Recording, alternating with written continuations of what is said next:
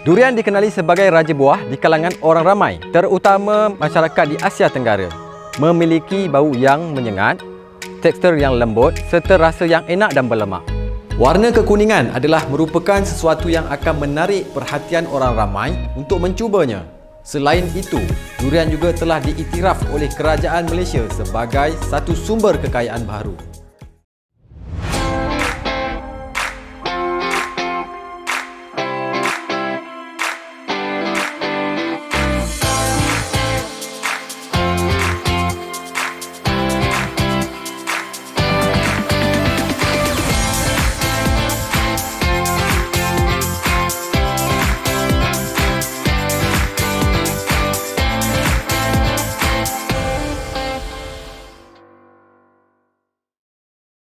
Durian atau nama botaninya Duriozebatinus mur ditanam hampir di semua kawasan di Malaysia. Kawasan utama penanaman secara komersial adalah di Pulau Pinang, Perak, Kedah, Selangor, Johor, Kelantan dan Pahang.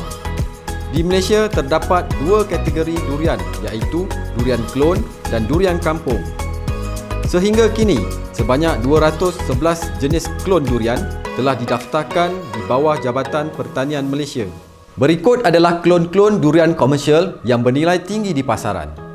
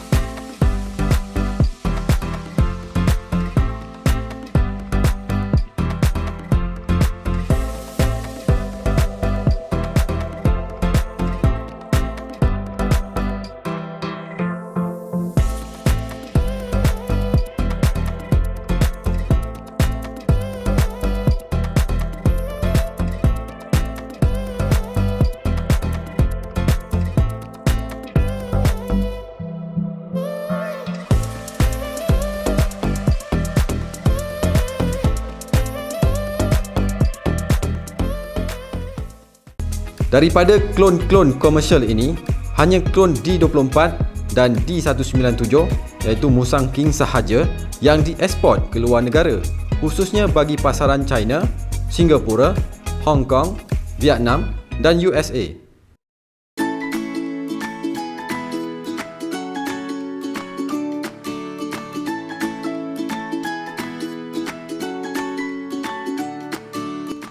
Asas agronomi merupakan faktor terpenting yang membantu meningkatkan penghasilan tanaman serta menentukan kualiti buah-buahan dan juga sayur-sayuran. Ia meliputi pelbagai aktiviti seperti penyediaan kawasan, penyemaian anak benih, pengairan, pembajaan, kawalan rumpai dan kawalan perosak serta penyakit. Penanaman durian pada masa ini menggunakan baka klon yang dibiakkan secara vegetatif. Teknik pembiakan benih bagi tanaman durian ialah dengan kaedah cantuman mata tunas atau cantuman baji. Bahan pembiakan mestilah diperolehi dari sumber pokok induk yang disahkan ketulinannya. Anak benih mestilah sehat, subur, cergas, tidak berpenyakit dan dari klon yang tulen dan menepati standard yang ditetapkan. Sistem penanaman yang lazimnya digunakan adalah sistem 4 segi tepat iaitu 10 x 10 meter atau 100 pokok per hektar atau 12 x 12 meter atau 69 pokok per hektar. Menanam secara kontur pada jarak 10 meter digunakan bagi kawasan curam. Lubang berukuran 0.6 meter kali 0.6 meter kali 0.6 meter digali dan dibiarkan selama 2 hingga 4 minggu. Sebanyak 5 hingga 10 kilo bahan organik berserta 200 gram CIRP dimasukkan ke dalam lubang tanaman dan digaul rata. Anak pokok ditanam di tengah lubang, ditimbus dan dipadatkan pada pangkalnya.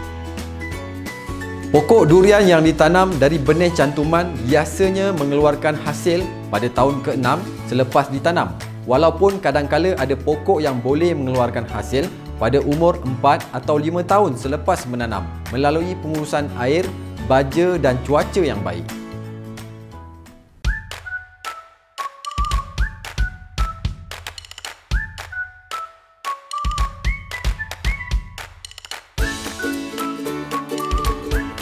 Pengendalian untuk pemasaran atau juga dikenali sebagai pengendalian lepas tuai merupakan satu rantaian aktiviti penyediaan, pergerakan dan pemeliharaan kualiti hasil pertanian dari ia mulai dituai sehinggalah sampai ke pengguna.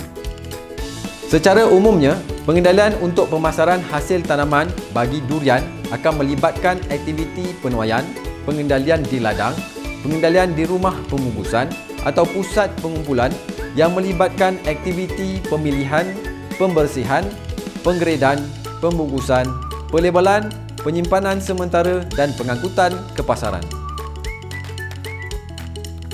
Bagi menjalankan aktiviti penuaian hasil, kematangan atau kemasakan durian perlu dikenal pasti terlebih dahulu. Buah durian mulai masak dan gugur apabila mencapai 95 atau 135 hari selepas bunga kembang, bergantung kepada klon atau kultivar. Terdapat 4 kaedah yang boleh diamalkan bagi mengenal pasti kematangan atau kemasakan buah durian, iaitu pengiraan hari mengikut kalender, kaedah mengira bilangan hari dari peringkat bunga kembang atau putik sehingga buah boleh dipetik. Biasanya tarikh bunga kembang dikira apabila lebih kurang 70% bunga sudah berkembang. Umumnya, buah durian matang antara 90 dan 150 hari selepas bunga kembang bergantung pada klon atau kultivar. Warna duri atau kulit. Warna hujung duri menjadi coklat tua apabila buah mencapai kematangan. Ini jelas kelihatan bagi kebanyakan klon durian kerana bahagian tapak duri dan lurah di antara duri berwarna cerah. Ciri-ciri lurah pada buah. Lurah atau alur di antara tapak duri mengembang dan warna bertambah gelap apabila buah matang. Garis pangsa. Garisan yang memisahkan pangsa-pangsa ini akan kelihatan lebih jelas pada kulit buah apabila buah sudah matang, terutamanya pada buah yang lebih matang. Buah durian yang matang atau masak akan gugur ke tanah dengan sendirinya. Bagi durian komersial atau bernilai tinggi seperti D197 Musang King dan D200 duri hitam, buah akan diikat dengan tali rafia atau ditampung dengan jaring supaya buah tidak gugur terus ke tanah bagi mengekalkan kualitinya. Buah durian yang gugur akan dikutip seelok-eloknya pada waktu pagi bagi memastikan buah durian kekal segar untuk dibawa ke pusat pengumpulan atau terus ke pasaran. Waktu terbaik untuk kutipan buah dilakukan ialah di awal pagi, seawal 3 hingga 4 pagi. Pemilihan dan pengasingan di peringkat ladang penting bagi menentukan hanya buah yang baik sahaja dibawa ke rumah pembungkusan. Buah dikumpulkan di tempat teduh, diasingkan mengikut tahap kualiti dan varieti sebelum disusun ke dalam bekas-bekas yang sesuai. Buah yang mengalami kerosakan mekanikal, berpenyakit, cacat bentuk yang keterlaluan, tidak segar, terlalu kotor, diasingkan untuk dimusnahkan atau dirawat. Buah yang tidak dapat digunakan dimusnahkan dengan membakar atau ditanam bagi mengelak menarik lalat buah. Buah yang telah diasing dan dibersihkan akan dibawa ke pusat pengumpulan.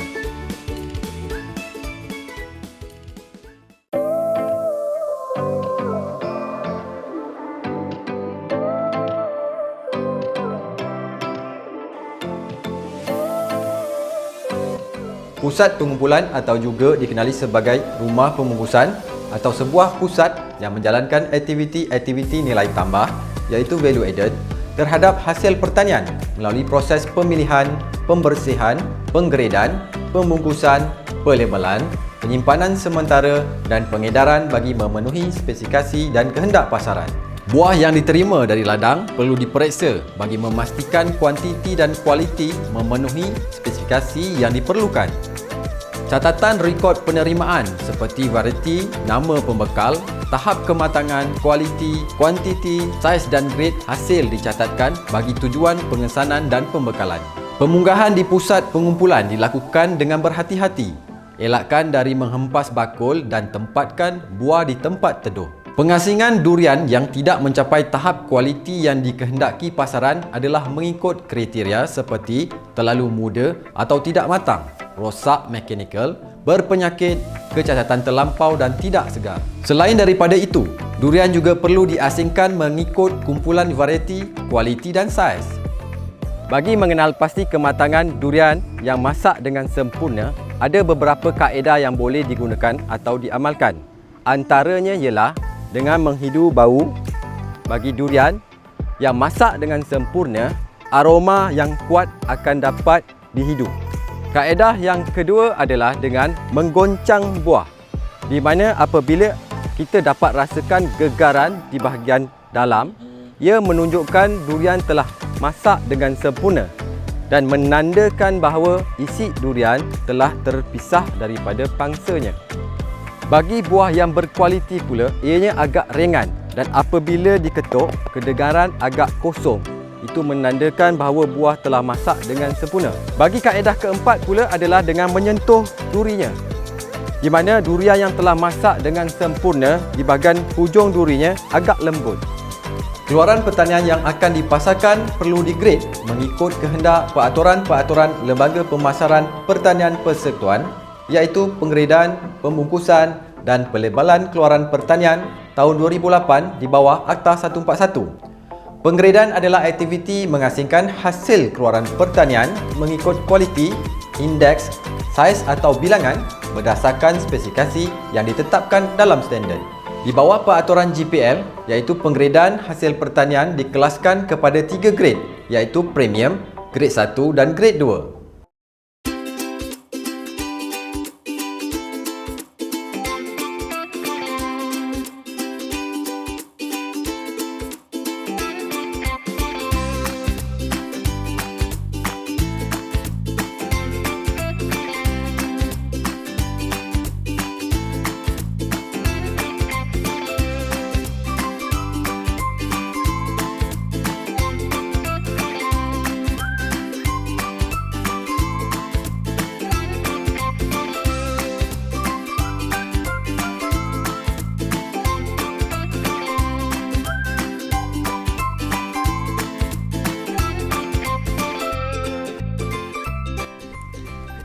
Kualiti terbaik buah durian ialah buah yang cukup matang, segar, bersih dan bebas daripada sebarang kecacatan dan kerosakan fizikal.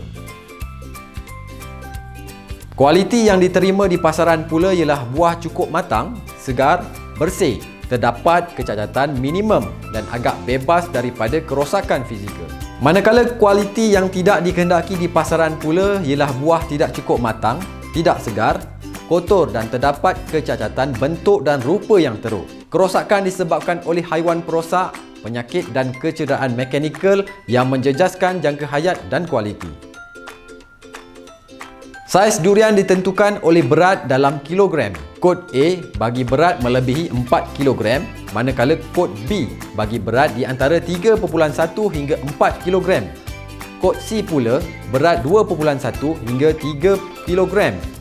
Kod D bagi berat 1.1 sehingga 2 kg, manakala kod E adalah berat 0.7 hingga 1 kg.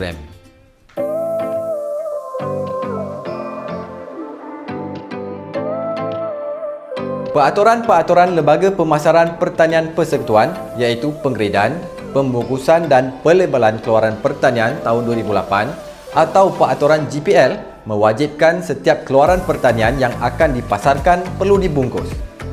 Pembungkusan yang betul akan memudahkan pengendalian dan mengawal daripada kecederaan mekanikal yang menyebabkan penurunan kualiti. Penggunaan bekas yang sesuai diperlukan supaya dapat memberi perlindungan yang optimum daripada kerosakan semasa pengendalian dan pengangkutan. Jenis bungkusan sesuai adalah seperti kotak gentian beralun untuk ekspor dan bakul ulang pakai untuk domestik.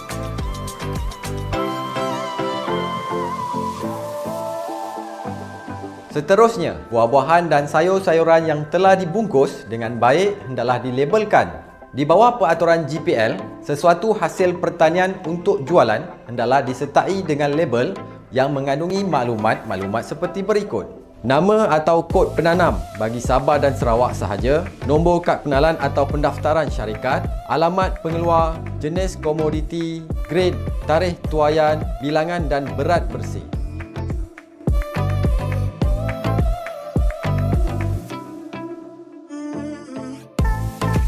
Buah-buahan dan sayur-sayuran kadangkala disimpan sementara sebelum diangkut atau diedarkan ke pasaran. Penyimpanan sementara diperlukan kerana buah-buahan dan sayur-sayuran tidak dapat diedarkan dengan kadar segera kerana masalah teknikal dan logistik. Memenuhi kuantiti konsainen yang mencukupi, hasil buah-buahan dan sayur-sayuran yang berlebihan daripada permintaan pada hari tersebut serta mengawal kedudukan harga di pasaran. Buah durian perlu segera dihantar ke destinasi pasaran dalam tempoh 3 hingga 4 hari selepas dituai. Memandangkan tempoh penyimpanan adalah amat terhad. Tidak digalakkan menyimpan buah durian terlalu lama setelah dibungkus kerana menyebabkan kadar kematangan akan meningkat, kesan serangan patogen dan perosak, kesan fizikal kepada durian kerana perpeluhan dalam pembungkusan. Pada kebiasaannya, operasi penyimpanan dilakukan 1 hingga 2 hari sebelum dihantar ke pasaran.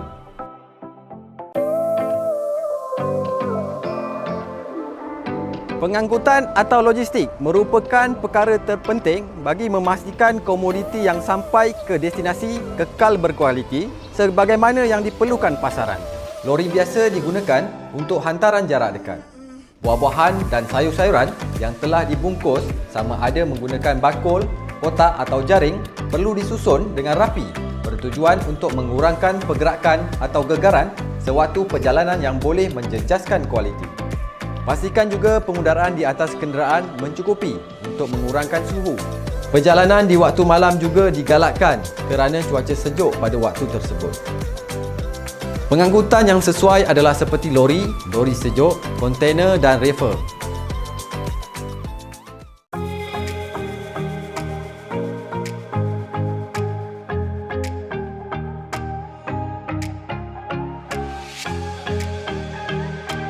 Banyak produk berasaskan durian dihasilkan dan mendapat tempat yang baik di pasaran. Produk popular yang dihasilkan secara separa proses adalah seperti tempoyak, pes durian, puri durian dan durian sejuk beku. Bagi makanan yang terhasil secara pemprosesan pula adalah seperti durian krip, biskut dan aiskrim. Secara umumnya durian dijual di dalam 3 bentuk iaitu segar, pes, ulas dan tempoyak untuk pasaran domestik dan ekspor. Durian berkualiti tinggi seperti klon D197, D200 dan D24 kebanyakannya akan dijual dalam bentuk segar, pes dan ulas bagi pasaran domestik dan ekspor. Manakala bagi durian lain-lain klon seperti D175, D168, D145, D2 dan lain-lain akan dijual dalam bentuk segar dan ulas bagi pasaran domestik. Sementara bagi durian kampung, kebanyakannya akan dijual dalam bentuk segar, pes atau tempoyak. Harga durian bagi tempoh 2015 hingga 2020 menunjukkan peningkatan yang ketara di pasaran tempatan.